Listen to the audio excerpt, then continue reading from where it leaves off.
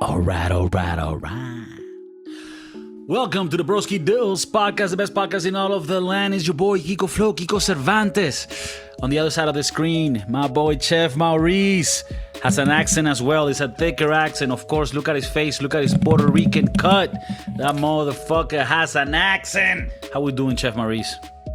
All good, bro. Every time you say something when you at the beginning, I always think you're gonna say like the Pledge of Allegiance.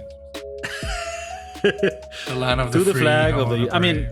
I mean, it could. We could make it a thing that at the end of the podcast we say, pledge allegiance to the flag of the United States of America in the. What did you used to? What did you used to do? Like you used to like stand up and put your hand on your heart.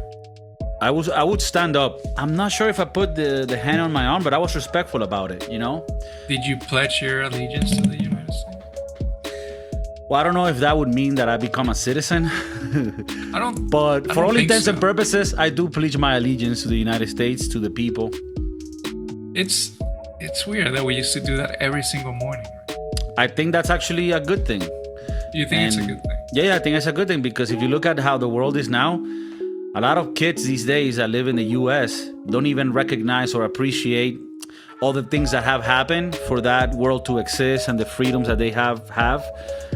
And now I'm sounding like an old dude talking about fucking man patriotism. But yeah, I think people forget. To be honest with you, I don't even know if they do the Pledge of Allegiance anymore. Maybe that's like they consider that to be racist or some shit. I mean, if you think of who's running the government, maybe it is still a thing. I mean, based on Trump being in the government, they probably do a couple more things, military training. Like your kid goes to like a school that is sanctioned by the state, right? Yeah, but they don't say. I think they're too little to say that. Okay. But would they, or would There's not or even would a they, flag. No. Oh, there's not even a flag. Oh shit! So your kid goes to like a communist school. You gotta check if George Soros owns that school. Yeah, I think it's once you go to like the bigger schools. Okay. After maybe like first grade, that's when you start. And seeing the public flag. schools too, right? Yeah, maybe that could be a thing. Yeah, because I think outside of public schools, any private school can do whatever the fuck they want. They can preach to the son of darkness, Or the devil, the devil. or the same letter 3 times. Same letter 3 times? Damn. Maybe they can pledge to that allegiance. I mean, I guess if you have a private school, you can. I don't know what are the rules in that. Well, But anyways. Like in Spain, is homeschooling a thing? I'm you heard? sure it exists, but it is very rare. I never heard of anybody homeschool their kid, but I'm sure it exists. But it's not like like in the US, it was very common to see that. Yeah. Here, it isn't common. But I don't know. I'm guessing based on religion and freedoms and shit, you are free to do so. I'm guessing you still have to abide by a certain curriculum because in the US, I think it's like that. Like you can homeschool them, but they still have to pass the same tests and shit like that. Isn't it crazy now that you have kids, to think about a family, right? A mom and a dad that will voluntarily decide to homeschool their kids. Like now that you have kids, and now that I see my friends who have kids, because when I was little, it sounded odd, but it was like, oh, I guess. And then as I grew older, I was like, oh no, I get it. I mean, with how shitty the school systems are getting, I understand they want to teach the kids the right way and stuff. And now that I'm a little bit older even, and I look at you with a kid, I look at my friends with kids, they're already desperate as it is with their kids going to school for a long time of the day. So now imagine you have them the whole day. I mean, that's gotta be either you're very into conspiracies and you're weird, like you piss in a pot and you guys keep your piss stocked somewhere in storage. Either that or you're like super rich, right? Because like, how can a normal family homeschool and not go crazy? Right. I was going to say maybe one of the parents need to be at home all the time. I think that you can homeschool online. So there's like a homeschool online that you do, and like the parents don't have to be the teachers. Oh shit! So I like think homeschool, that's the thing. but with teachers from the Yeah, I guess state. like online schools, as they would in college for kids. Oh, that's a new thing that didn't exist in our days. No, no. I mean, internet was it was iffy back then. I mean, so then what would be the argument of doing homeschool but still using the online school? Like, is it the case? Oh, I want my kids to learn the same shit they're learning in the school, but I don't want him to relate to anybody. Well, I mean, for me, it's the whole psychosis of what happens in school. Schools, pew pews. I don't know if we can say that. Oh, you mean the okay, the open I mean, carry stuff? right, right. Amongst stuff like you mentioned, like the system can be shitty. Public schools are not the best, Right. but also you want your kid to have some sort of relationship with people. Yeah, that's what I was gonna say. I That's mean, a big thing. you did come up with a very relevant point, which is how crazy stuff has been happening in kids' schools in the last 20 years. Everybody knows what we're talking about. Pew pew pew pew. But then the other part is, if I would, when I have a kid, if I could teach them the shit, right? Because I know everything, right? I'm like God. But like the whole relationship with other people, I think that's one of the most important learnings you need. Like we wouldn't realize it when it happened, but when we started going to school, you were 5, 6, 7. All those experiences are super necessary because as a child, you need to learn the cues and the red flags and the green flags and the yellow flags when you're relating yourself with other people. And if you don't have that, if you homeschool your whole life, when you're 20 something, you're gonna be an odd kid. I mean, you might know all the classes, right? You know all the maths and all the sciences, but you're gonna be a fucking weird kid. What if you do a community of homeschools kids? Like have 6 or 7 in one house learning at one time. That Okay, makes that's it a little school, bit right? that's a little bit better because now you're teaching them the way you want to teach them, and you're relating him to people that you find decent enough, right? Right. But if you keep going with that example, we eventually reach a private school, which is I guess the better option. Right. Like if you want your kid to learn, but you feel like public school is not, the best for them, and you have the money, then private school will be the place because they're gonna be learning good, well, and they're gonna be relating with other people that have some sort of decency. Now, And they won't be at home. and they won't be at home. Important. In our case, and I think thankfully, our parents didn't have the means to send us to a private school. And I think public schools teach you certain things that are necessary. Like You some need to be street smart. yeah, you And learn that's to what be a little public street schools teach. smart because at the end, high school is like it's an environment that is not that different from the world that you're gonna be living in later. You know what I mean? You have your cliques, you have people that are pieces of shit, you have others that are nice. You start finding out who are the people that you click with and who are the ones that you don't, and you start making your personality.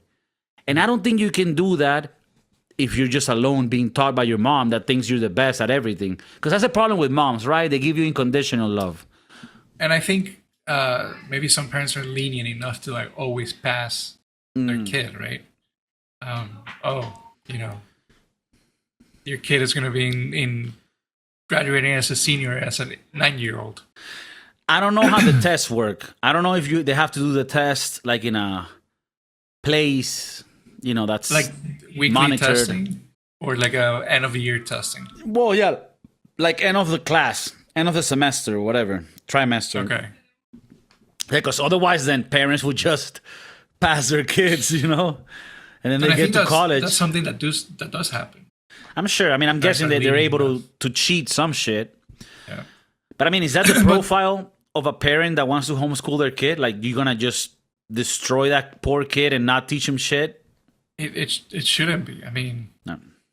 you I guess in some sort of way, if you see those kind of parents that want to make their life easier, like their kids' life easier by doing these things. But then, like you said, they're not going to learn the toughness or the grittiness, or that you have to like keep going and keep achieving stuff.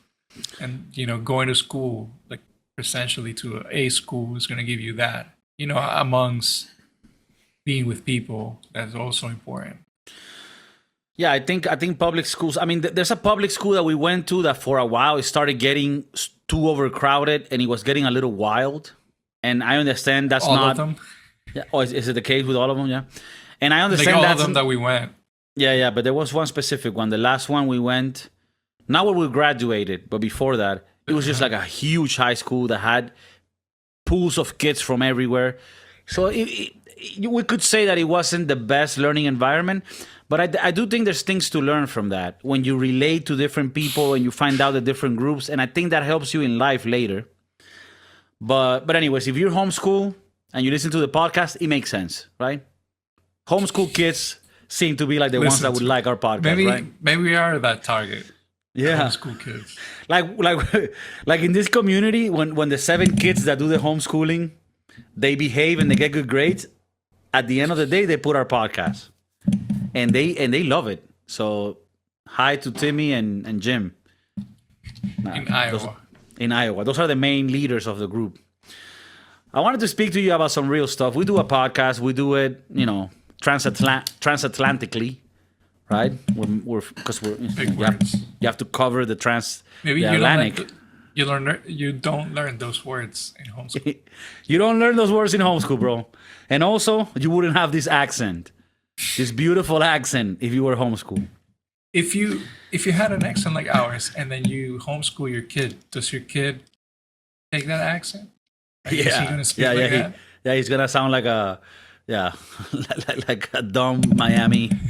Hey, you're doing a lot of clicking now. The sounding of the things are happening. So stop touching your panini.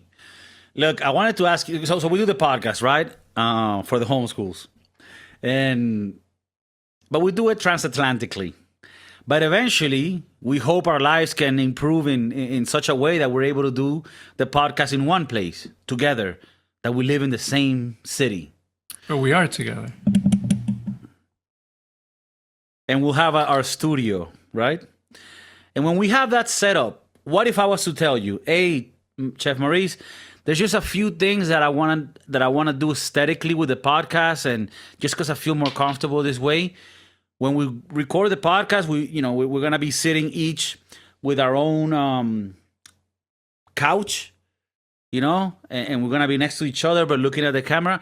And I want us to not have any shoes on. I want us to be on our socks, right? Okay. And the reason why I'm bringing this up is because that I've been looking at some of the podcasts that I listen to, and then I start seeing some of them are doing this trend, and it seems like a trend because a lot of them are doing it. It's not just one, where they tell their guests as well to do this, to record the podcast with no shoes, just socks on. And before I say anything, I just want to get your opinion on this, because that might be the case when we have our studio. What doesn't tell you that right now I'm not on my socks? Maybe maybe that's how we do it right now. I mean, right now I'm on my feet. So I mean, this is even wilder, right? But when we're in the studio, don't show those. People have to pay for those. Yeah, they have to pay for that. That little clip of those feet, somebody in Iowa is getting turned on. In Iowa. Ohio and... Okay, so... But no, for real, we have a studio. How would you feel about that? I'm open to it. You're open. Okay. Yeah. I mean... It's a way to make it more comfortable, no? I'm divided in this because comfy-wise, yes, it's more comfortable, right? Taking off your shoes and being in your socks for a longer period of talking is more comfortable. You don't have that pressure, that heat in your feet. I get it. Now, there's a time and a place for everything.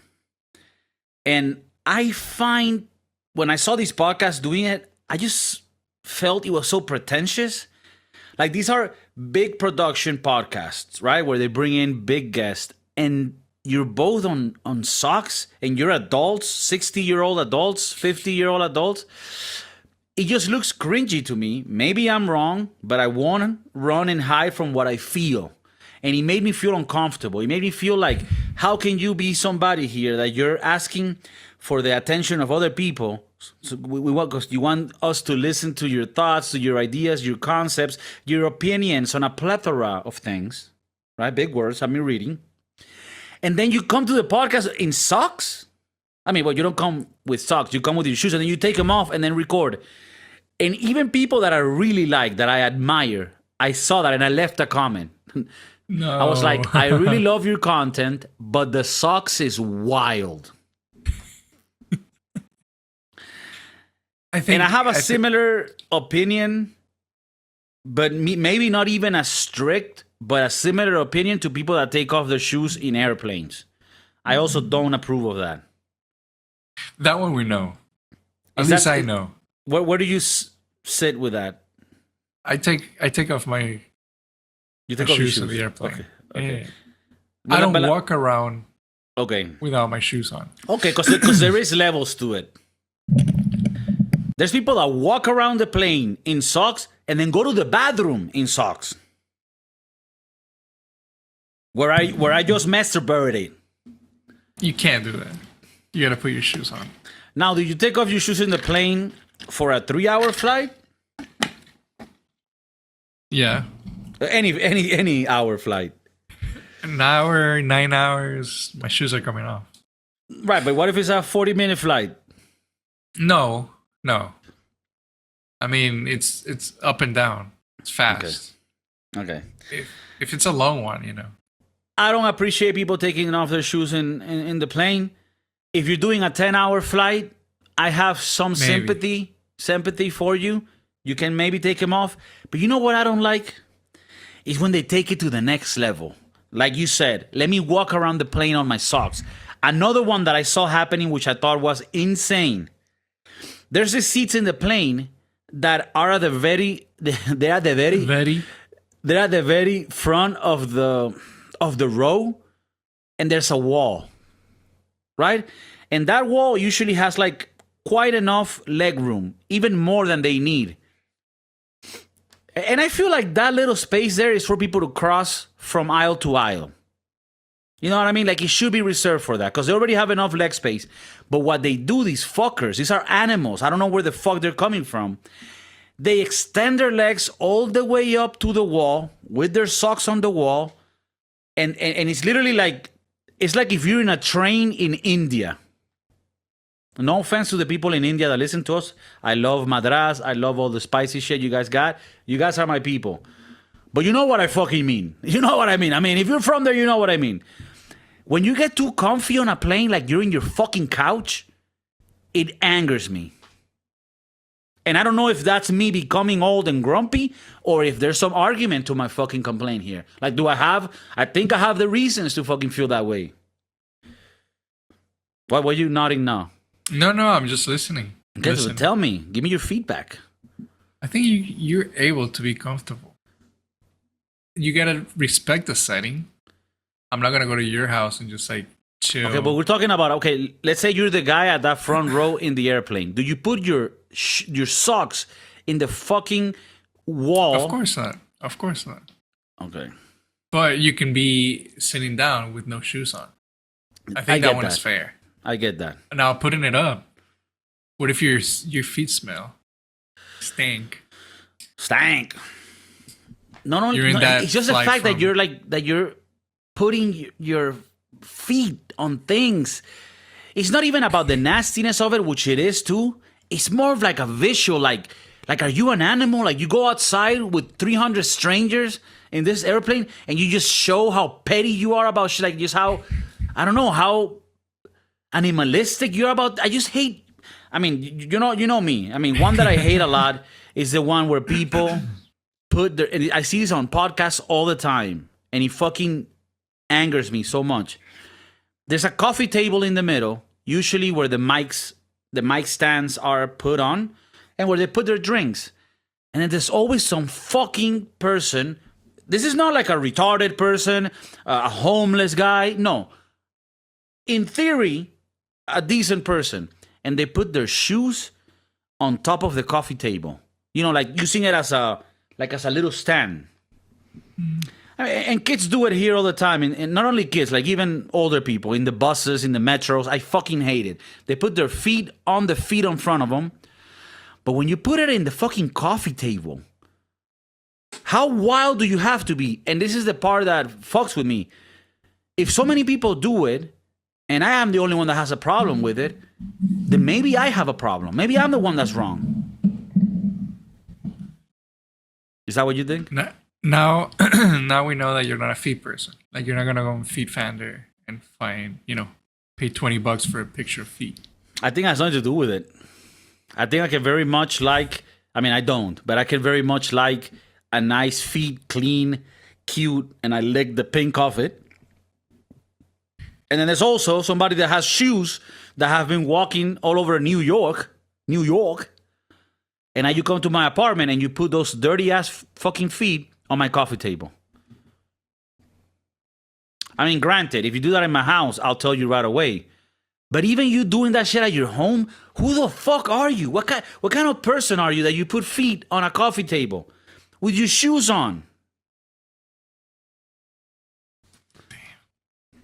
It bothers me the lack of response from you because it makes me feel like you're cool with this.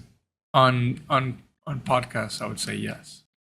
If you're sitting down, we're talking on the mic, having a chill vibe, just make it like, I feel like it's like a homey thing. Make it feel like it's, you're at home chilling with the boys and talking about life. And when you're at home chilling with the boys and talking about life, you put your feet on the coffee table? No, we were talking before about, having your socks out. Okay. Yeah. Now, I'm not gonna lie. I put my feet up on the coffee table. I used to, not now. Maybe I still do. Okay. But what, like at your house? Yeah. I'm not gonna go to your house and do it. Right, but do you do this at your house with your shoes or your socks? Usually, no. I try not to put my shoes on. I don't want to be that disrespectful. Maybe my socks. The socks I can deal with. I don't love it, but I can deal with it. But the shoes, these are shoes that have walked the streets. Right. And you're a cook. They've seen things. Yeah, you're a cook. You know that those feet in the table, now there's germs there. Then you put a glass with something to drink. I don't know, bro. I just find that to be disgusting. And it's even more disgusting the fact that this is not like a minority thing. It's, when I say minority, I mean, it's not like a small percentage of the population does this. I'm starting to realize at least 50% of the population has this, syndrome. Yeah, this syndrome of like putting their feet on the coffee table, taking their shoes off in the plane and walking all around it like it's their fucking house. I hate someone that gets like entitled about the plane or where they're at, like it's their house. Like, be respectful. You're here with 200 strangers. Like, behave as such. Behave like a human. You sent me a couple of pictures that you wanted to talk about. You want me to show them up? Let's get to them. Exhibit A. Now we know that you don't like feet. It's okay. I think there's a place and a time. If you're sticking your big thumb up my anus, that's different. Are you clean them? We can. I'll suck on it too.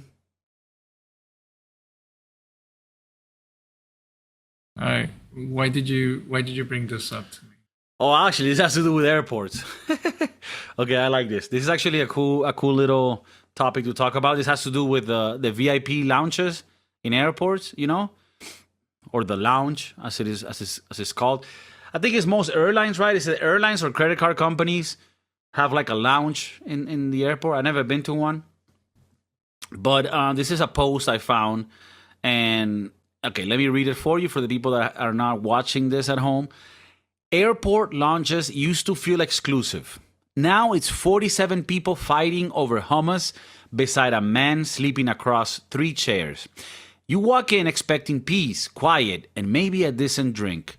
Instead, every seat is taken, the buffet looks like it survived a raid, and somebody is holding a Zoom meeting without headphones. The whole point was to escape the chaos at the gate. Now the lounge is just the gate with cheese cubes. And then there's somebody that left like a comment about this.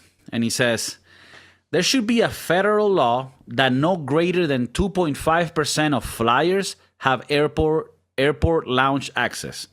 Unless the flyer lettered multiple years on a contact sport, the lounges have turned into glorified hobo encampments. Now, I've never been into a lounge or a VIP room at the airport. We're not that rich. Yeah, we're not. But apparently, it has become a thing where it's not even a rich people thing anymore. It's almost like anybody now has access to it if you pay the thing on your credit card or whatever the fuck. And this is something that I've noticed in different areas of the world, right? In different business types, where whatever used to be very VIP-ish has now become just for whoever, for the peasants. And now it's no longer important. You know what I mean? Like, for example, in Disney World, back in the day, there used to be, I think this is not a great example, but there's places in the past where if you got the premium access, the premium version of something, you really got like an elevated experience, right? So a lounge, I'm expecting it to be quiet, it's chill, it's not, hobo-ish. Everything is nice. You get nice drinks if you want to eat things. They're presented in a very nice way. And from people that I listen to that have been to these lounges recently, they talk about it like it's just a fucking war zone. Like it's just a bunch of nasty people with no shoes on, sleeping in 3 chairs. And I feel like all these places that used to be reserved, maybe not for the elite, but for a certain exclusive percentage of the population, now have become available to everybody. And when it becomes available to everybody, you might think, oh, well, but that's better. More people can enjoy it. Well, it no longer is whatever it was. You know what brings up to mind what you said? I think that the iPhone is that. I don't know if you remember at the beginning, whoever had an iPhone was like, the shit. They had enough money to buy one because they were expensive and not available to everyone. But now it's so widely available that you see anyone with it. And I do feel like it kind of diminishes a little bit. I mean, the product's still the same. You get a good use out of it. But now everybody has it. So it doesn't make you feel exclusive or special just because you have it. Everybody already spent $1,500 on the latest iPhone. So there's a lot of people who have it. All the celebrities have the same phone that you have. So maybe me as a day-to-day person says like, oh, I'm available or I'm able to reach that status. But for them, it's just like or whatever, I mean, when I hear and look at videos of people in Venezuela where things are harsh, even there, everyone has like the latest iPhone. I mean, not everyone, but a lot of people. Now, it's very interesting that you use this example because although it might seem like a relevant example, I will explain why it is not. But this does reveal a lot about how you think about life, right? Because the fact that now everyone has an iPhone and not like in the past where you were the only one that had it, I don't see how it affects your experience. The fact that more people have more iPhones doesn't mean that your experience using yours is less. You have all the features, you have, all the things.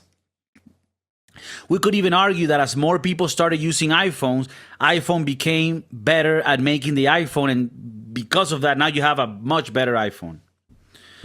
Now, I do get the fact that now luxuries are afforded by a lot more people. So exclusivity takes a back seat. I think I see it as well with brands. Like in the past, if you had Gucci, if you had Coach, if you had Louis Vuitton, that shit was like a flex. But now, I almost feel like those brands are like, oh yeah, this is for the fake rich. Like, if you have this, we know that you're like a fake rich guy. And the real rich guys have clothing that don't even have branding. It looks like a plain white shirt, but it costs $300. Right? So I'm using that to compare it to you, but it is a little bit elitist for you to feel that way about the iPhone. Now, this is the angle that I'm looking at with the lounge. I don't mind that I'm not part of the lounge. Shit, I shouldn't be part of the lounge. Look at me. I'm not there yet. But I want the lounge to still be this beacon of hope, this light at the end of the tunnel of what you can accomplish and reach in your life. And when you finally reach it, you work hard enough, and now you're part of the fucking lounge program. When I go to that fucking place, I want it to be pristine. I want to see people that are fucking worthy of being there. I don't want to see a bunch of fucking homeless motherfuckers taking over the buffet and destroying it like they're in a fucking, Indian buffet. No, I don't know if that's... I'm going too hard on the Indians. I love my Indians. They're the best Indians. So I don't know, bro. I just felt like this whole thing, exclusivity. Well, it gives you some kind of status if you're able to go to those clubs, the Delta Club, the Mile High Club. It gives you access to be in that club, but now everybody can get in the club. So. Right, that's the thing. Like I don't even want to be part of the club if everybody now is part of the club. Okay, I only want to. I only want to be. Guy, huh? No, but you know why? It's not because I don't want people to enjoy it. It's because more people in the club directly affects my experience in the club, right? Like more people in the iPhone game doesn't affect how you use your iPhone. But more people in the lounge affects how I have to make a line now to get a mojito. I want to get an omelet, but now I have to wait for this whole family that's now here. There's 7. One of them is pregnant. They want another kid. Okay, I didn't want to say it, but they're Latino. I don't know if it has anything to do with it. A lot of breeding. Is that a Latino thing? Breeding a lot. It is, right? Could be. Yeah, it's a thing. All right, let's get to the next. Talk about homeless. These transitions are perfect today. I didn't even plan it this way. But we're talking about the homeless in the lounge. So this is another thing that I found on internet from like Reddit or shit like that. Although the user says, I love smoking crack 47. Okay. So it's very direct, He wants you to know what he's about. So the post goes as such. I fucking love being homeless. I literally don't have shit to worry about anymore. I can go out and do whatever the fuck I want to every day now. I have practically no stress, depression, anxiety, anything anymore. I'm in the best shape I've ever been in, both mentally and physically. I ride my bike all over the city all day. Got insane fucking stamina now. I got shorties down to let me nut inside them now. I shoot meth all the fucking time and do whatever the fuck it is I have the urge to do. Last night I masturbated in a tool shed, then climbed a 40-feet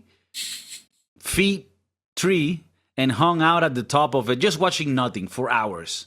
Life is fucking amazing and I truly mean it. Now, I reckon this is not from an actual homeless person, but it could be. It could be. What do you think? It feels like this person lived in San Francisco. Okay, please explain. Because you saw this shit in person. I mean, it sounds like he's in a bad trip of crack. Oh, a bad trip? He's having the time of his life. Yeah, just wait until he comes down out of it. Right, but he has another rock waiting for him. That's the beauty.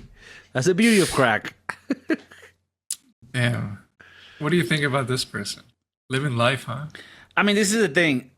I envy this person, right? Because I would like to have the joy that he's living. I just know that the type of person I am, I wouldn't be able to feel any of that joy if I was homeless. Because I don't have that disconnect, right? Like the disconnect of not worrying about where the fuck you're taking your life. But if you're able to have that disconnect, I don't know if you're born with that disconnect or if you disconnected through crack and methamphetamines. But if you're able to disconnect, the little thing that makes you care, then it seems like a pretty chilled experience. Because if you look at it, it is true. The cops never go bother the homeless. If you're smoking a little joint in San Francisco Boulevard, I don't even know if that's a street, right? Or the fucking, I don't know, the pier, whatever, San Francisco Pier. You're smoking a little J-ster. Actually, I think this example is bad because I think weed is legal in San Francisco. But I don't know. You're smoking crack. But you and me, like, dressed nicely, right? I mean, never say no. You don't know. It could happen, right? The cops could get there and be like, hey, guys, what the fuck are you doing? Get on the floor. You're smoking crack. But if it's a homeless dude with no shirt, a fucking eye patch, and Caterpillar boots in the summer, then they don't fuck with you. So it seems like they get extra benefits for being homeless. Nobody's gonna fuck with them. The cops don't come. People don't bother you because they're scared that you're gonna take out a fucking dirty shank filled with feces. Sounds like a San Francisco thing. Yeah, that's San Francisco.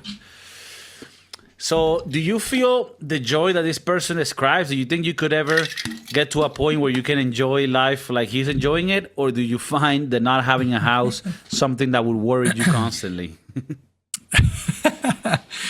Definitely, I couldn't live like this person could. Okay. Damn. I need a little worry in my life. Okay. I need a little paranoia in my life to feel alive. Okay. Like if you just chill, you wouldn't be able to really go. No. I mean, sometimes you get to that point of like, if you don't give a fuck, why would I give a fuck? Well, because you're two different people. I guess. Maybe somebody's at work and you're like, if this person doesn't give a fuck, why would I give a fuck? Right. No, I get what you mean, and I think it's relatable. But I think the homeless situation is a little bit deeper.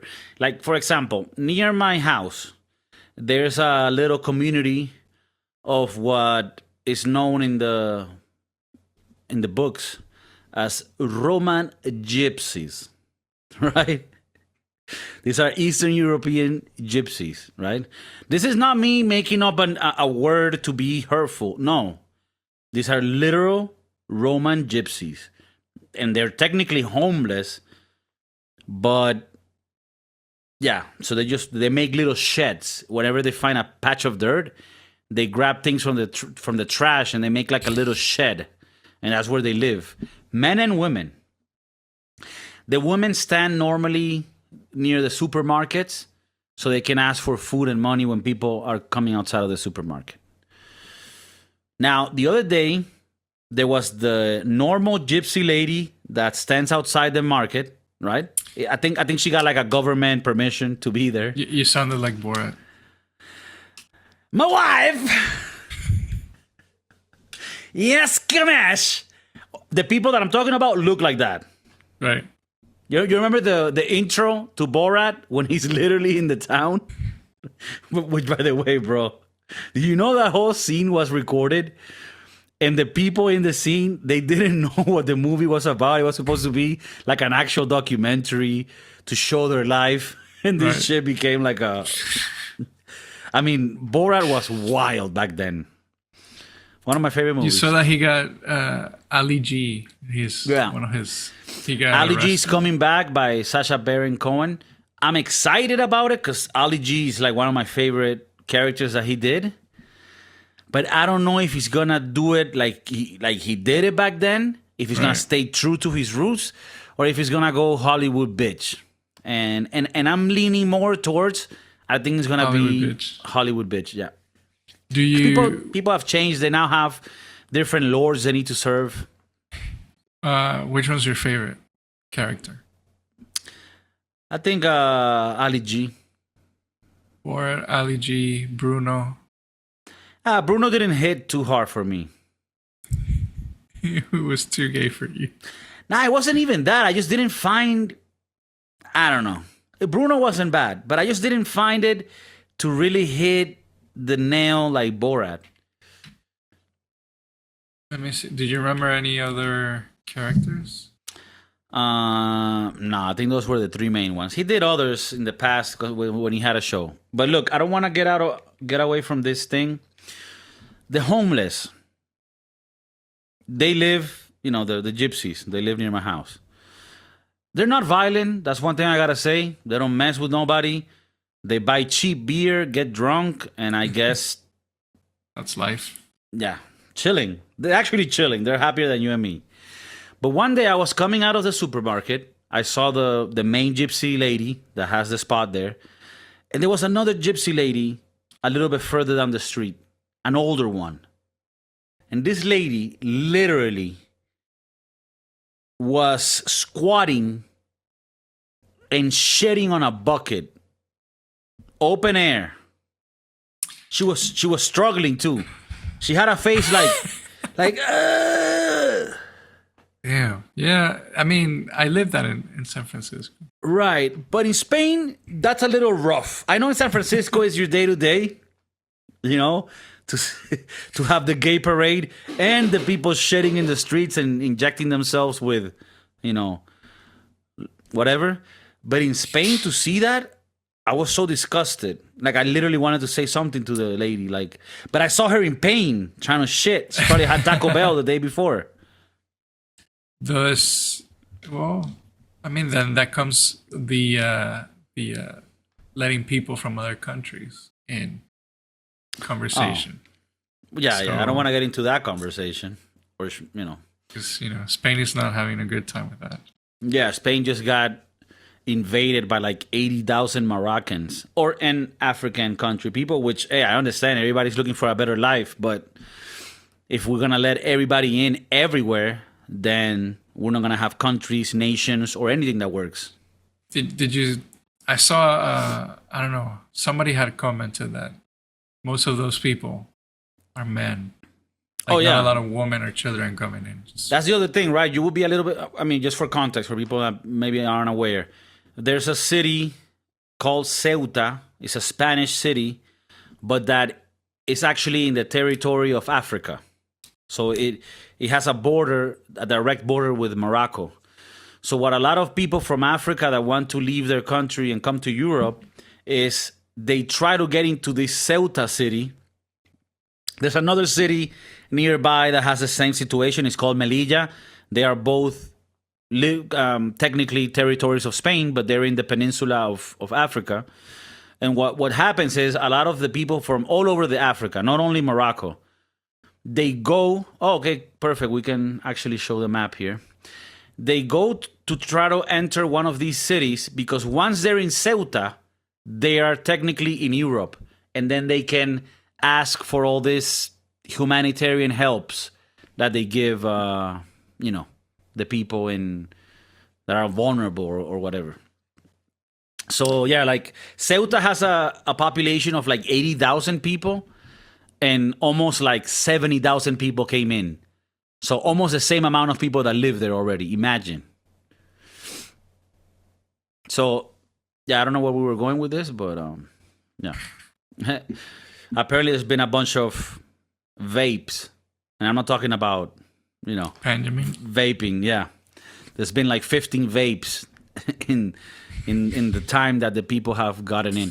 And like I said, man, we're all looking for a better place. Sometimes you gotta go to another place, but because you saw the lady taking a shit, you're allowing all those people in. Going back to, so you have these people taking this shit. And look, bro, I'll be honest with you. If the law was forced upon its citizens correctly, a lot of these issues wouldn't even be issues because those people that are living in the streets would have to, by law, live on some encampment that the government provides for them. Like, hey, you guys are going to live in this shelter because you have no home. And if you don't want to live in the shelter and you don't have a home, then you need to leave the country or go to jail. And I don't think that's like insensitive or, oh, you're too harsh. What do we want? A society where people are shitting in the street? And again, I'm not even saying like Hey, let's just get rid of them. How? I don't know, but I don't want to see them. I'm not saying that. I'm saying there should be shelters, and we take them there, and they need to follow the rules, because if you don't have a home, a means of providing for yourself, then I don't think you get to choose what the fuck you do with your life. I think that's where when all of your responsibilities aren't being taken care of, I think we can take away some of your rights, so to speak. Like, you don't have a right to live in the fucking streets. Nobody does. And bother people and shit outside Mercadona. You get a rights punch car. Right? You know, you take some off. Yeah. But I mean, you're a little bit more, I wouldn't say lefty, but you're more progressive. I am a lefty. You are. Like, I want to clarify, Kiko. I don't want to be I don't want to be put in in the bag that you're in. No, but okay, you're a little bit more progressive than me. I mean, is it mean to say that you cannot live in the streets? Like, is that I don't know. Is that too much to ask? I remember when I lived in California, they used to have other names. Like, it wasn't homeless. It had another name. I can't remember. Yeah. The house. On house. Yeah. And I always found that funny. I mean, should people live in the streets? Of course not. But at the same time, I mean, the position those people are put in, sometimes you don't see another way than just living in the streets, because the government is not giving you that help that you may need to get out of that situation. Whatever it may be financial. It doesn't have to always be drugs. Yeah, but the thing is, Mauricio, most of the time, 99% of the time, the problem is not a financial problem. It's a drug problem. They're high on methamphetamine and fucking, what's the other one? The fentanyl all day. And they don't want to, if you talk to these people, they don't want to progress. And look, I understand that there's situations and things that have happened in your past that maybe that you didn't have control over. And then that added to your bad decisions, because you don't get there by simple circumstances. You get there by your bad decisions, right? You might have been put in a hard situation, in a tough, situation, but you still have to factor in the fact that you made a bunch of bad decisions. I do think the government should help. The government tries to help, or at least they try to make it look like they're helping, because they feel like the only option here is to give them houses. And I don't think that's the answer. You cannot give them houses right away. Fuck, even the people that do things right like us, we don't get a house. What you need to do is you need to put all of those people by force in shelters where you have medical staff that can help them with their medical issues, mental staff, psychiatrists, whatever. And you need to follow up on them, and you help them, but at the same time, you request responsibility from them. If you don't want to do the work for the help that we're giving you, then you go to jail. And I don't think that's insensitive. I don't think that's mean. No. All of us have to get up in the morning and work and get money and bring it to our house. That's how it works. You have to do that. If you don't, you're fucked. Nobody's going to save you. So if you're living in the streets and you just want to take drugs all day, I don't think that you get to do that. I don't think you get to do that at all. In California, if you want to fucking build a pool in your house, you need to take out 20 regulations, shits. You need to get permits. It's all hard and uphill for decent people. But if you just want to live in the streets and do nothing, oh, no problem. Yeah, just get drugs. Oh, we'll give you clean needles. Clean needles. So, yeah, anyway, I didn't want to get a rant against homeless people. I'm just saying, I am the type that I do want to help them. But the help has to be of a certain type. The help is not, oh, here, have food, money, and your own house so you can fucking shoot up in your own house. No, you have to prove yourself that you're able to have more privileges along with the responsibilities that you are adopting, right? So you first start in the shelter. If you stop doing drugs and you actually try to get a job, all right, now instead of sleeping in a bunk bed, you get promoted to now a private room. And as a person, reaching that private room is like a big relief. So you have a goal, but now you have to do the work. What's the work? You have to behave. You cannot be doing drugs in here. You cannot be dirty. You gotta shave. You gotta take a bath. You gotta try to get a job like everybody else. Because if we normalize just being somebody that does nothing and you live in the streets, and then on top of that, we're like all sympathetic about it, I think that's fucked up. And also, you know what? I think I'm more sympathetic than most left people that think, oh, they should live on the streets. Because those people that think they should live on the streets feel that those people should just be on their feces and injecting themselves in dirty places. Like, I'm actually sympathetic with them because I want them to be in a shelter where we have professionals helping them and protecting them. And that sounds mean to some people. Well, I don't know, man. Me going out of the supermarket where I go to buy my food and there's a gypsy shitting on a bucket, I'm sorry. That, to me, that's a sign of a society that's failing. Anyways, that's my rant for today on homeless. Vote Kiko 2028. Do we have another picture? No. No, that was it. But That was it. it's interesting because I do agree with you with everything you said. I mean, I would rather have them in a facility where they get the help they need, rather than shitting the streets, and not having. And making it a horrible situation for all the tax-paying citizens that do things well. Like, it's also a disrespect to the people that are trying to do things right by the book. Yeah. So okay. no feet, and no homeless for you. No feet and no homeless, yeah. I mean, those two things can go together. When you go on the streets and you see a homeless on the Imagine feet. you go talk to a homeless guy, right? This is the only time where I would agree with you. You go talk to a homeless guy, and then you're like sitting in his little encampment, and then you sit on his makeshift seat, and then you put your shoes on the coffee table, and he gets pissed, and he gets pissed off. You're like, bro, I don't think it applies here. Like, there's scum on the tent. I think I can put my feet. There's another topic that I wanted to speak to you about. A debate. Touch me. I like to touch you in ways that are uncomfortable for you. What? But not to make you feel bad, but to challenge you. Okay? To challenge you. So I'll start with my experience here in Spain, and then I want you to remind me how it is in the US these days. So the topic is seating areas or benches across the mall. Right? When you go to a mall, you're going to shop, you're going to spend money, but along the way, there are sometimes seats that you can seat, chill for a minute, regroup, and then, okay, let's hit the other store now. Let's go to, Bed Bath & Beyond. And then, who knows, beyond. Here in Spain, there's a mall near my house, and there's a Facebook group for people that go to that mall. Already odd.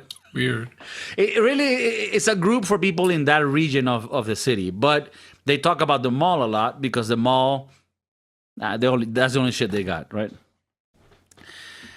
And across the years in this mall, they started taking away the sitting areas.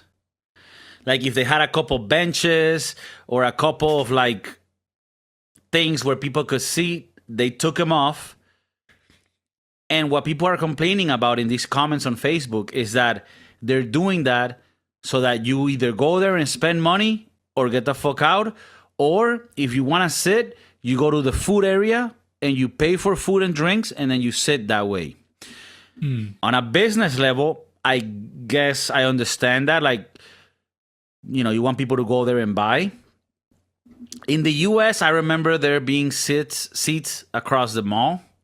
And I don't think that they see it like that. I don't think in the US, the malls say, oh, we don't want them to sit anywhere because then they're not going to buy shit.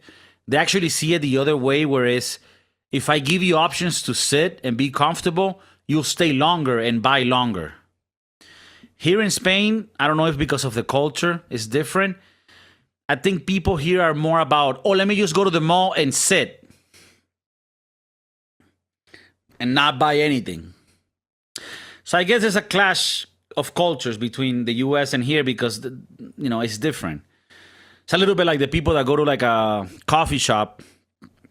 They get a $2 coffee, and then just stay there 3 hours working on their PC, on their laptop. And you think that's not fair?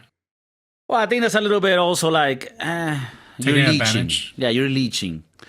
But going back to the seats discussion, do you think it's correct to have seats across the mall? And when I'm talking about seats, I mean those seats that are in the hall.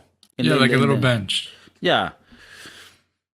Or do you think that the mall here in Spain is doing right by taking all of the seating area away so that people are just concentrated on buying and shopping? I mean, I can see it. I can see why. I also don't see anything wrong with having the benches. I like to wait for my wife while she goes to Victoria's Secrets. I don't want to be in there looking at panties. Right. And then imagining things. Right. You know, it's a size right for me. Would this fit the nurse? I don't know. So, you know, you don't want to be playing with a mannequin either. The mannequin? Mannequin? Is that how you call it? I don't know. No, but I'm going to call it like that from now on. It's a mannequin, but I think mannequin sounds better. Mannequin. For the queens.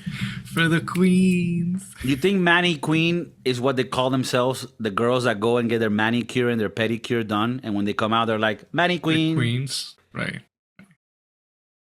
Okay. Anyways, I like to wait for my lady while she goes shopping for the kid or for herself.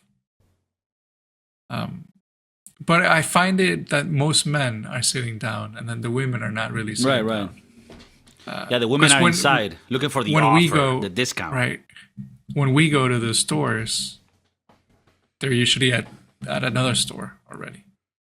Oh, I like to take my time, just so I don't have to, shop for things I don't need. Oh, you like to take your time when you're shopping? No, like I hate going to the mall. Oh, but okay. if we go to a certain place, I take my time and I let her go to her Victoria's Secret thing. Oh, when you say you take your time, you take your time sitting somewhere and letting her do her thing. Or if I go to like the Apple store, I just like walk around slower than I would, just looking around, just making up time while she goes shopping. I mean, it sounds like I go to the mall every day. I don't. You don't. Yeah, there's a strategy I do with my girl because I know how she is. She says, "Oh, let's go to the mall and just have a drink." But what she wants to do is she wants to fucking hit up the stores, right? And I can't do that. But can't allow that. Not because I'm a macho man. It's because I'm just bored, right? So I do two things. Either I sit outside on a chair that's provided by the mall, which is now becoming less and less of a thing. Or I go to the food court and there's a nice little bar I already know has cold beer. And then I go there and have like 2 beers while I wait for my lady. Now, that fucks up my diet, but it does help my mental health. Of course. Now, you just hit a point that's super interesting. You have the chair outside of the stores. The men can wait there for their women, right? You take those chairs away, now the man might not come and accompany the women. And guess what? Maybe he doesn't give the credit card with the unlimited amount. So now that you say this, I realize actually by not having free sitting areas across the mall, you're actually losing money. You think you're making money because by making it more uncomfortable for them to sit, now they're going to be on the stores buying more. But if they're in the stores buying and they don't have a place to rest, then they're going to leave earlier while they could have probably stayed a couple more hours if they would have had, these breaks. Furthermore, if you don't have the sitting area, the husband might not even come at all. And sometimes the husband being there, trying to, be nice and sort of impress his girl, might be like, hey, you know what? Here's an extra $300. Get what you want. Oh, I thought you were gonna say shut the fuck up. Well, I mean that's what I'm really saying. Right? That's what I'm really saying inside. I'm like, hey, here, shut the fuck up and go buy those things that you're gonna return in 3 days. Right. How are the My girlfriend courts? just went out right now to the mall to return some shit. And I They, think that they love returning shit. they enjoy the returning more than the buying. I'm sure of this. How are the food courts in the mall in Spain? I don't think Okay. I've ever been. I'll to a talk mall to you before. about that. Actually, I've been to maybe 1 or 2 malls, but I don't remember going to the food courts. I have to speak about the money because I'm an economist, so I always look at the financial burden. The food court here is a lot cheaper than in the US. There's things that I like about it. When it comes to American fast food restaurants, they tend to do the meals a lot better than in the US. At least for now. But there are some franchises that I miss here. For example, I didn't used to eat at these places, really, but I just miss having them around. The Panda Express type places, where the lady's giving you sour chicken as you walk by. Ooh, I like the little sample. And then being like, so this one is that one. Okay, perfect. I'm not even going to go here. I go to Sbarro's. I'm going to get some pizza. Then I go to, now let me talk about Sbarro.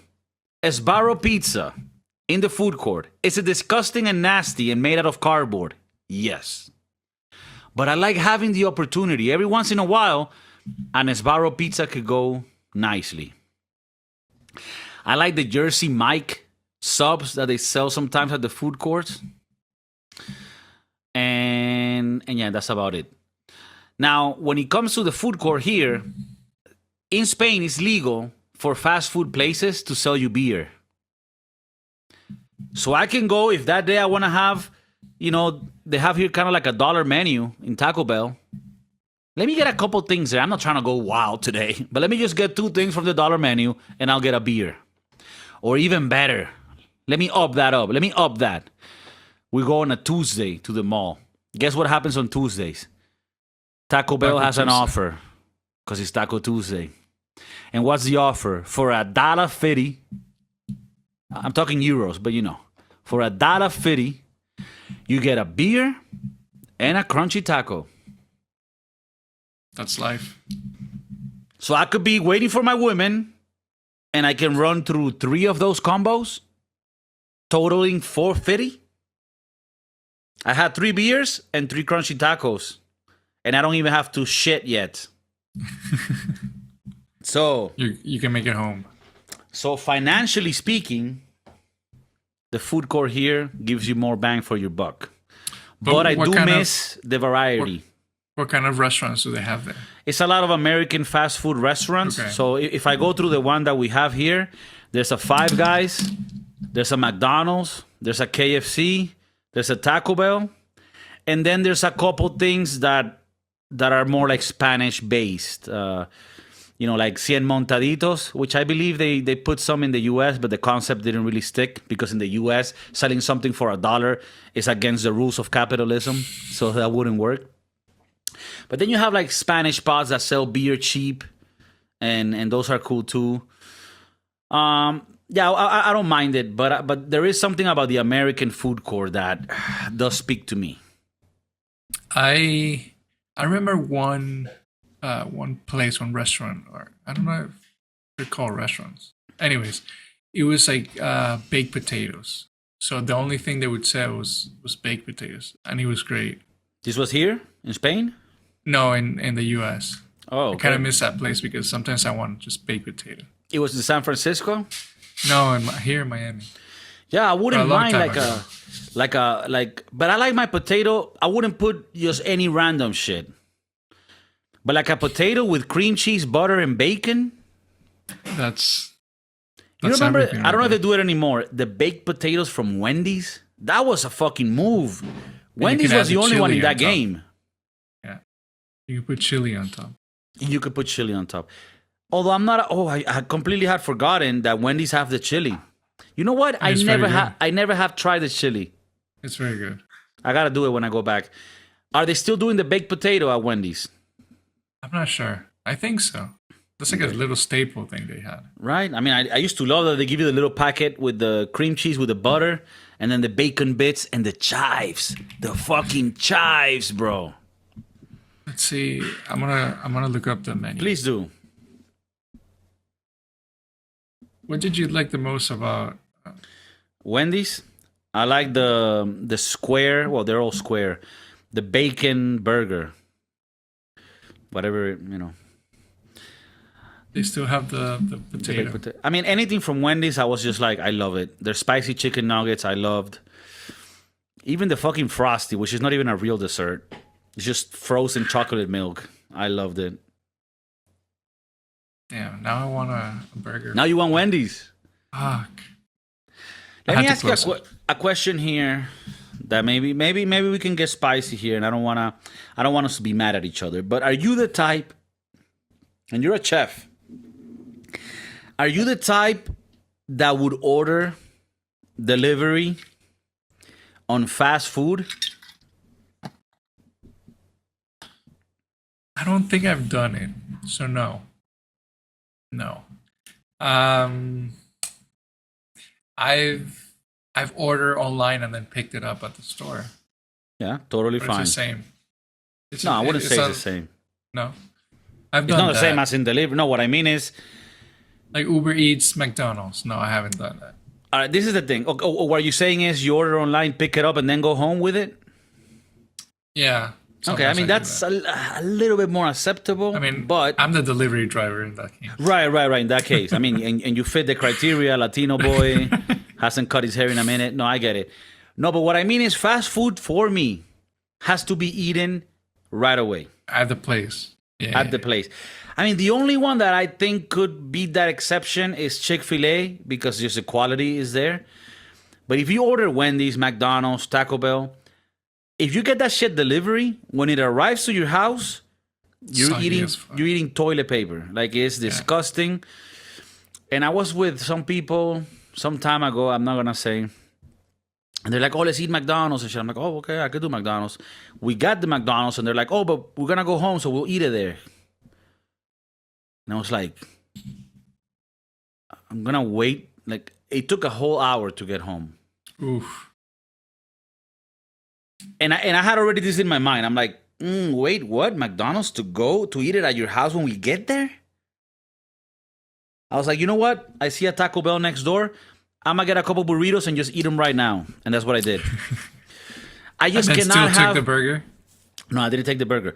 I'm not against fast food. You know me.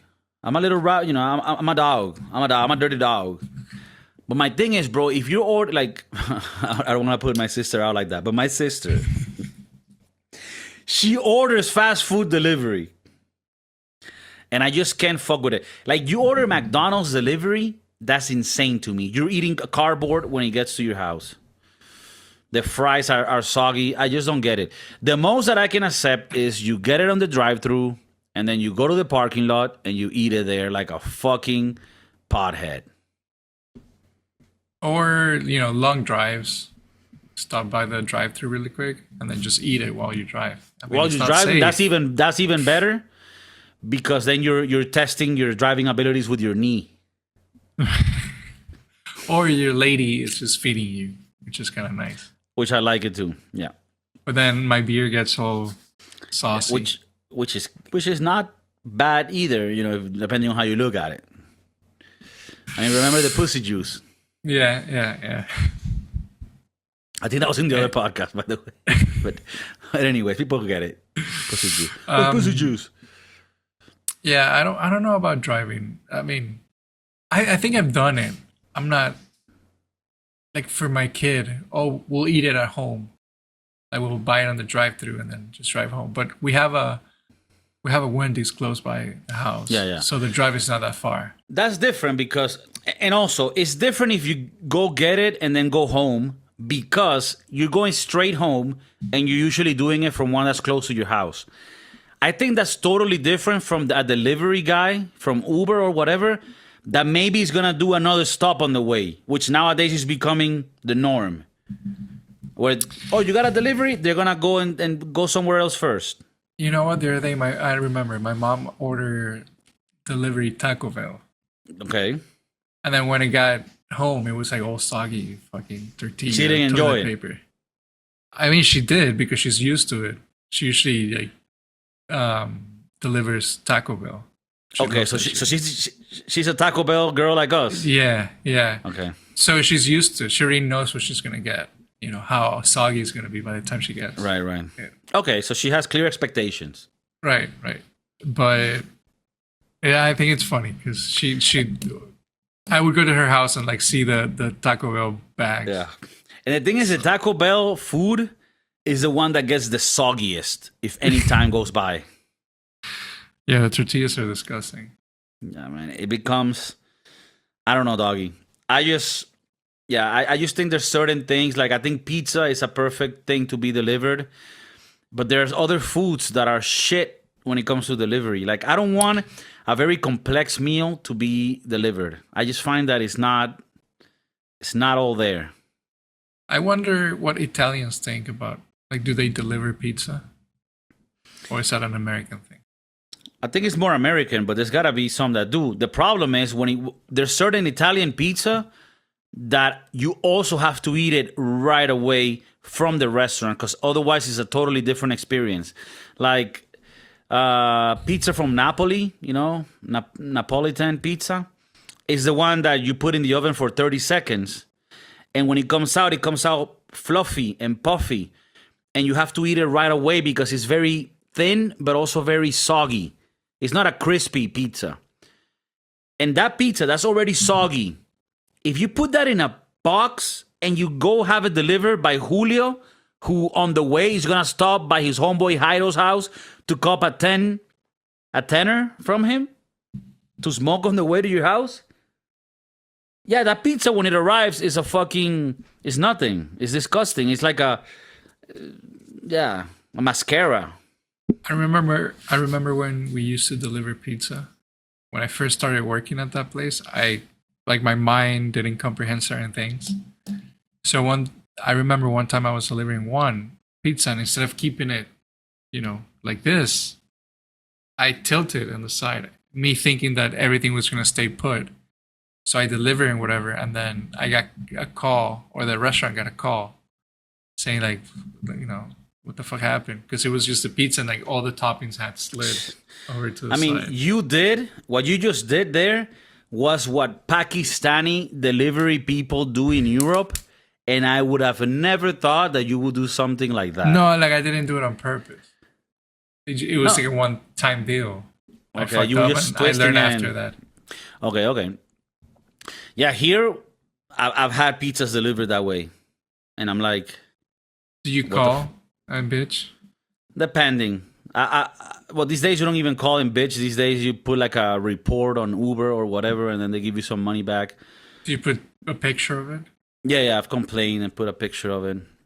I think it's insane if you deliver pizza. Some people here don't even have the space for a pizza, and they just put it sideways, and I'm like, what the fuck are we even doing? So, all right. I mean, I like your mentality around these things. I do think delivery, certain things are fine, others are not. Things that have a lot of steam and crunchiness, you're gonna lose that. So I don't like that. I think there's foods that are better for delivery and some that are better to eat at the place. The pizzas that we used to work at, those were perfect for delivery. They had nice crusts, crispy but thick. I think Domino's and Papa John's, yes, they're shit, whatever, but they're some of the best pizzas for delivery. Because they have deliverability. Yeah, deliverability, that's a word. That's for sure a word. And yeah, some Italian pizzas just don't make the cut when it comes to delivery. So that's my rant on like that. For example, the Indian restaurant that we went to eat in Spain, they shouldn't deliver. Maybe they do. I think they shouldn't. Like I think it's good to eat it there. I was gonna say that example, but I didn't want to sound, But I think Indian food is not great for delivery. A bunch of sauces and steamy shit that you have to put in a bunch of little containers. I think you're losing so much of the flavor and the texture of that food that I don't even. But you know what it is? You find out how low people's standards are when it comes to food. People will eat anything. Anything, even the Anything. feet, Like I once ordered here the homeless feet. some shit like empanadas and a cachapa, and it all came soggy. And there's ways to do it. There's ways to make it not soggy. You have to plate it and store it in a certain way. Maybe you have boxes that have holes so that the vapor comes out and you don't lose the crispiness. There's ways to go about it. But yeah, if you have any foods that you, or if you disagree with us in general about this topic, let us know. Like maybe you eat whatever can get delivered to your house and you don't cry about it. Or are there certain foods that you decide, no, I'm gonna go to the actual restaurant and eat this there?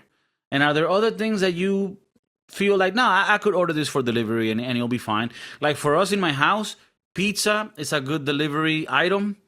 Empanadas usually is a decent delivery option if they do it right. What are things? I mean, I know you don't order delivery too much, but do you remember like a thing that was good and one that you like? This for delivery is bad in the recent years. Well, I think Chinese food, it's great for delivery. You're right. Because a lot of it is already sauce. So like the orange chicken, even though the chicken is crispy once you fry it, once you put all the sauce on it, it's just going to be soggy, even if you eat it at the restaurant. True. So, I think Chinese food it's prime for delivery. True. And also because I don't want to see how you're making this at all. Pizza for sure. What else? Well, if you There's also have peop- one of bad delivery, but if you have another of good delivery, that's fine. Well, I was gonna ask you, like, what do you think about people who order like ice cream and shit? It seems like it doesn't make sense to have ice cream, but it is a thing. Like Cold Stones, they deliver. I think. That's fucking insane. I mean, unless they put it in a special box that keeps. I believe it they frozen. do. I believe they do. It has to be the only way. But yeah, I don't agree with that. I also don't agree with people that like order Starbucks on delivery. Well, if you get the shit all hot watered coffee, down. Huh? if you get the hot coffee, it's gonna be cold, and if you Right. get the cold coffee, it's just gonna be all melted water. Yeah, I don't understand that. And it's always the ones that order it are people that are trying to look like, oh, I'm very this and that. And it's like, no, you actually have no sense of culinary experiences because you think melted iced coffee is good. Yeah. So there's a certain disdain that I have for people that can just get anything delivered and don't mind it. Like, I think there's certain foods that are shit. Like, are you going to order a steak delivery? People do that. I mean, the other day we ordered something delivery that I wasn't What about Kentucky Fried Chicken? KFC. Nah, I think you can do that. I've ordered Popeyes, and that one seems to be fine. Okay. But I ordered recently one that I'm a little bit weary about, and I think that you might agree with me. But let me know what you think. For my birthday, my sister wanted to gift me like a sushi experience, right? Oh, the naked sushi? I Like don't you know go to a about that. place and then there's a model laying down and then they have the sushi all over her naked body. Damn, no, that wasn't it. But I'm taking note here. That's a great one. If you want to give, before you continue, if you Mm-hmm. want to give me a birthday gift, mine is coming soon. Okay. The sushi experience, but the one where you go and you have the chefs like cutting the fish, like the big tuna in front of you. I want to do that shit. Me and my girl been wanting to do that one, and there's a restaurant here that does it like once a month, where they have like this big fish, and then they do the thing. Okay, so I like sushi, right? But I'm always weary about sushi because there's too many sushi restaurants for how serious sushi is, right? Like too many people want to make sushi that have no business doing sushi. Taco Bell. So we got sushi. I did like a research. I found a place that was decent. But in my mind, I'm still thinking, this sushi has to travel in a motorcycle in the heat and then get to my house. So it was a risk. Now, the risk is because, as you know, this is raw fish. So if he loses the temperature, I mean, in most cases, it will probably be fine. But some of the flavor, the texture might be lost. And in extreme conditions, it could even go bad, right? They brought it fairly quickly. And the delivery driver was a decent person. So it came quick.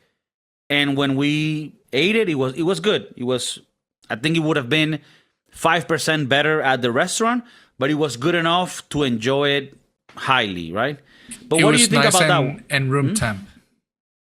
Yeah, yeah. Nice room temperature. Not cold, but... Well, right. It should be cold. Now, what do you think about this? I mean, that's a more risky endeavor, right? Sushi. I've done sushi to go. Like deliver, like that. Okay. I've done it. And, you know, a lot of times we order like warm stuff with the sushi and then they just package it all together in one bag. So when the sushi gets here, it's like all steamy. Maybe you shouldn't eat that one. Yeah. But I haven't died from but it.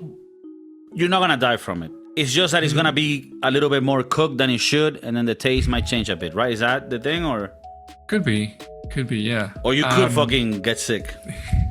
I mean, I think you could. Also depends how long the delivery takes. And now that it's warm as or hot as fuck outside, I don't know if that has some influence on the hot box. Yeah, definitely. Because that's what I was worried about. If it was winter, I was like, oh, it can make it. Right. But in the summer, I mean, the heat is insane. Do you think because the way we are, how we think of extremes, we think about this, but the regular Joe who's not as extreme as that's what I was gonna say. We think like this, but people, like I said, they're animals. Most of the people in the society, they'll order like the sashimi. That's literally like just raw fish with the rice. And they just order that and they'll eat it. And another thing, like there was some leftover sushi. And I'm like, we should eat this a little bit later and it's gonna be even less bad.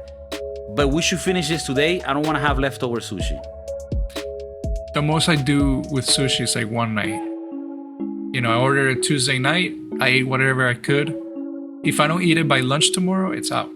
Yeah. That's exactly what I was thinking. I mean, in my view, I was like, if there's left for tomorrow, you guys eat it. Because I don't even want it. I don't want to fuck with that.